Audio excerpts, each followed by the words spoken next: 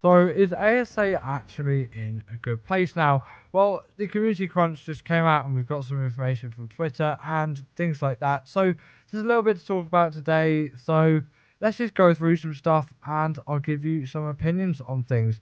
Firstly, we are getting the Dinosuchus on the 17th. This doesn't really make too much sense to me considering we've already got the Capro and the Sarco. It seems very closely related, let's say, but still I think this will add something to the game, and I do like that we are seeing some new creatures and new content to ASA. It is going to be nice to have something else as well. Transfers will also be available on the center from the 26th of July as well, so if that's something you feel like you want to do, then that is there for you as well. And then to the meat of the just the general stuff, Aberration is coming out in September along with another big update with a lot of engine changes, and a dev of some sort has announced this on Twitter.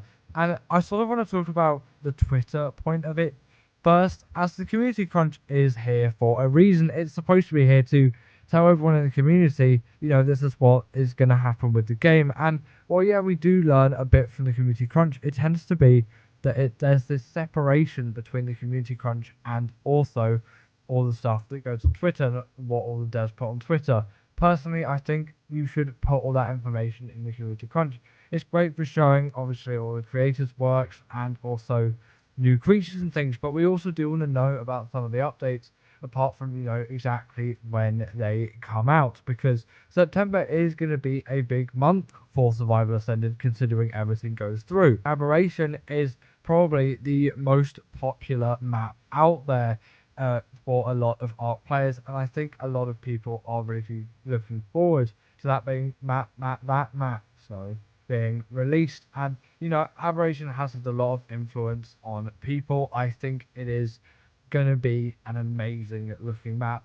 But coming in to sort of some of the other maps that have come out, especially the center recently, they haven't been as well done, which is really a shame. Yes, they still look better than their ASE counterparts, but we want these things looking top notch and with just general kind of graphical issues listed around the place. It sort of does take the immersion out. While the trailers all look lovely and perfect, that doesn't exactly represent the actual gameplay that you're going to be experiencing in ASA, unless you have the absolute beast PC. I do have a 3090 myself, so it does look pretty decent, but still it doesn't get rid of any of the visual glitches of like shadow flickering and them just reusing the same assets over and over again. It does seem to be a little lazy, but after all, the game was, it came out in an absolutely terrible state and it was severely rushed. So it sort of does make sense, but still, I don't think it is excusable. The Pyromain is something as well, which I still do not like whatsoever. It is far too paved to win for my liking, and I think they should not have added it into the game. While it is a cool creature, it should not be behind a paywall, and it is just simply too OP, and it throws the balance off quite a lot in my opinion. But coming back to Ab, it is going to be an extremely nice looking map, and I think with the updates coming along with it, it might actually prove to be a reasonably successful launch. So they're going to do some engine updates on Unreal Engine 5, adding FSR 3.1. Now, if you didn't know already, I've got a guide on the channel. I'll put a card here if I remember.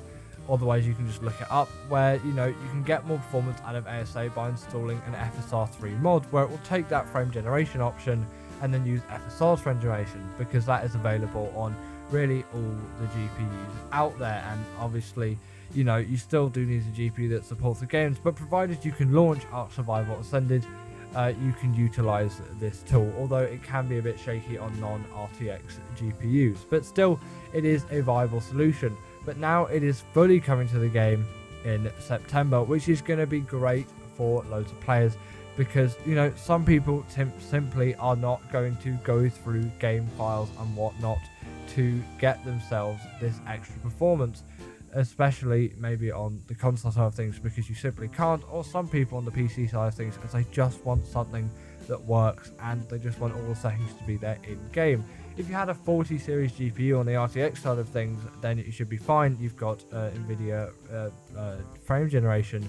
But all the other people that haven't had 40,000 series GPUs, like me, obviously I've got a 3090, have either had to use this technique or simply not use it at all. And frame generation really does make the game run a hell of a lot better.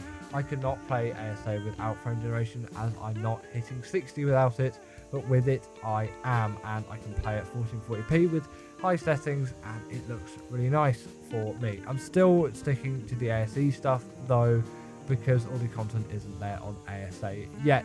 But I feel this is going to add quite a lot to a lot of people's playing experiences, as come on, when the setting is right there and available for anyone who can launch the game, they're probably going to use it to get some extra performance. It does come with added input lag, but not everything is just going to come without any downsides. It is a truly great feature though, and I am very grateful that it is coming to the game. I think it is something that definitely does need to happen, especially after they added FSR into the game, because originally FSR was not in the game, but obviously now it is. That was a great step in the right direction, and they're just furthering that with what they're doing at the moment. And maybe the Xbox Series S port of ASA won't be a slideshow, and the PS5 and Series X ports can actually stably hit 60 FPS. And I know a lot of you have been saying that they're not running too badly for you, especially on the console side of things, but still there are performance issues there that do need to be resolved to really make it an even better experience. Because ideally, especially if you're paying whatever you're paying for the game, like 40 quid or whatever, you do want it to run well, especially if you're on the latest hardware. Obviously it's not out on the Xbox One and PS4. It would just simply not be able, or those consoles would just not be able to handle it whatsoever. But still, if you're on the latest kind of consoles, you would expect good performance out of the games.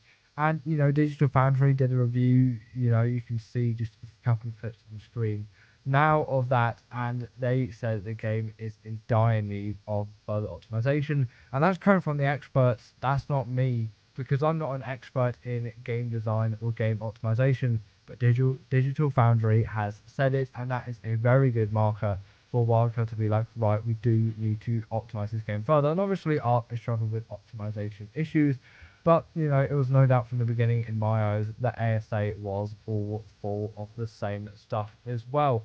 And while they are fixing a lot of patches and things and bugs with some of the updates, I think still a lot more can be done there, and some of the bigger issues since launch still have not been resolved, and I think they really need to. But a lot of good stuff hopefully is happening with Arc in September.